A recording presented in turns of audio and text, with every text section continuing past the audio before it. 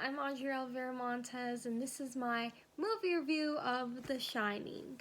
The Shining is a 1980s horror film directed by Stanley Kubrick, stars Jack Nicholson, who plays Jack Torrance, Shelley Duvall, who plays Wendy Torrance, the wife, and Danny Torrance, played by Danny Lloyd. He's the son of Jack and Wendy. The film takes place in this Rocky Mountain hotel in Colorado. It's called the Overlook Hotel.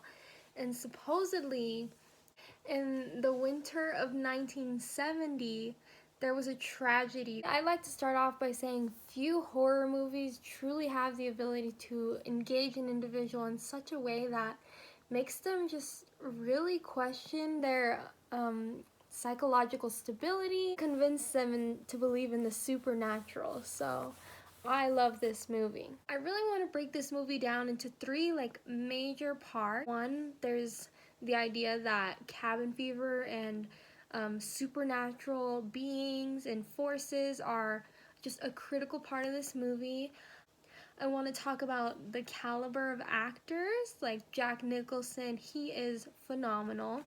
I want to talk about visual arts and audio techniques that just really engage the audience. First of all, in this cabin, the idea of cabin fever arises because you have a family that is isolated for all of winter. It's terrifying. They're there by themselves. Jack, Danny, and Wendy, they're watching over the hotel. And before Jack was hired for this job as the hotel watcher, I guess you can say, he was informed of the tragedy of 1970, the winter of 1970 specifically. So the previous hotel caretaker, Charles Grady, also known as Grady Delbert, he went through the same experience as Jack did, and he was isolated for all of winter with his family, his two daughters and wife, and he went mad, whether that be to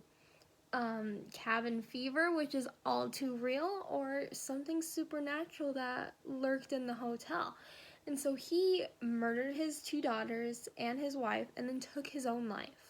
Spoilers, but this possibly foreshadows Jack's road in regards to his time at the Overlook Hotel. So another thing that is present that is all too real and relatable is Jack and Danny, their relationship. So Jack is a writer, and he takes this job at an isolated cabin to get out of his writer's block. He thinks that he'll find new inspiration, new peace, new concentration. 3 years prior to where the movie takes place, Jack actually was angry with Danny because he was young, he was a little boy, and he scattered Jack's writing papers all over the floor. And so Jack yanked his arm to pull him away and dislocated his shoulder. So there's some tension all throughout the movie, and this is where it really began. At the time of this accident, which is where we see Danny's friend Tony arrive, and Danny tucks a Tony through his finger like this with the spooky little voice. And Tony also contributes to this special power called the Shining. That's what Danny has. Danny has this shining. It lets him see events that have happened in the past, scary events that could happen, and it just really guides Danny through the entire movie, and it helps him combat all that's going on. The cabin fever, the supernatural effects, and the scariness of being isolated in a winter cabin for months on end.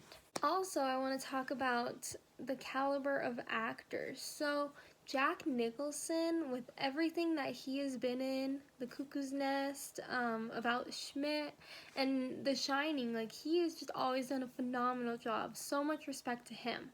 However, in this movie, I don't know how long it took me to figure out if he was the good guy or the bad guy. His facial expressions just really left this haunting in me.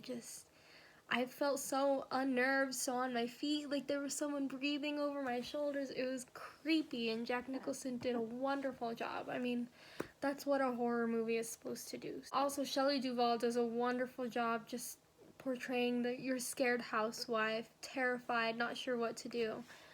So, wonderful acting. I absolutely enjoyed it. Furthermore, one big visual and audio effect that Stanley Kubrick made use of was this idea of mirroring.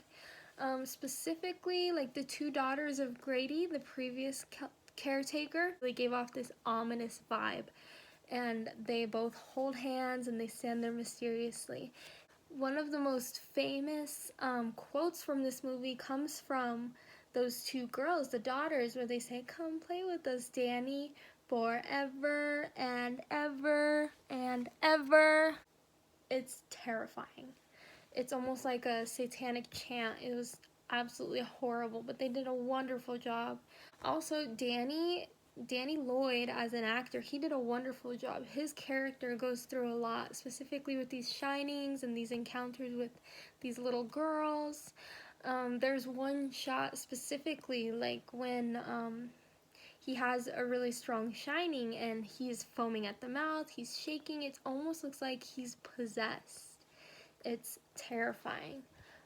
Similarly, Jack Torrance, the main character, the dad, he constantly finds himself in front of a mirror. He's contemplating his horrendous and dramatic transformations. He goes mad. He's constantly talking to himself or maybe a past part of himself.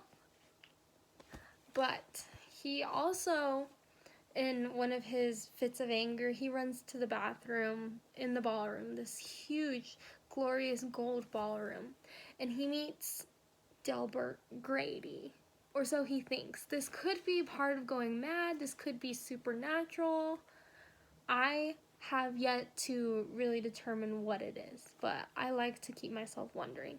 But he meets Delbert Grady, and spoiler alert, he gets informed that Jack Torrance, is the true caretaker of the hotel.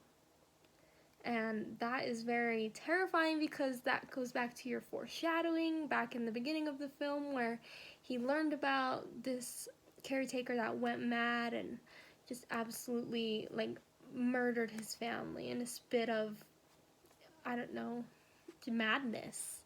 Also, one of the most famous parts of the movie, it's another spoiler, the words red rum with some backwards R's can be spotted in a mirror, another mirroring technique, on a door with red lipstick. You could have used any color lipstick, but it had to be red.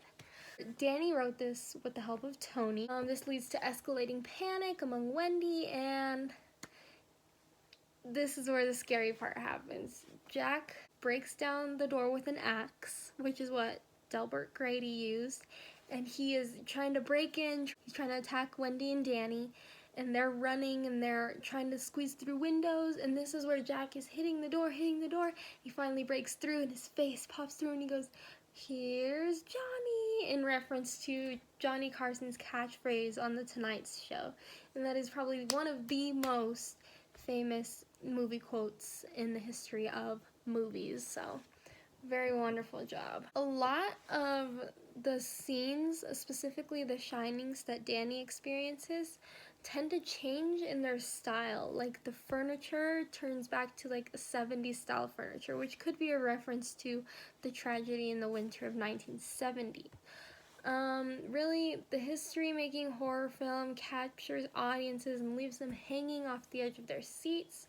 I remember just getting chills up and down my spine. Cabin fever is just all too real. Like, I think that's one of the things that makes this movie so terrifying, is that it can happen. Like, you never know.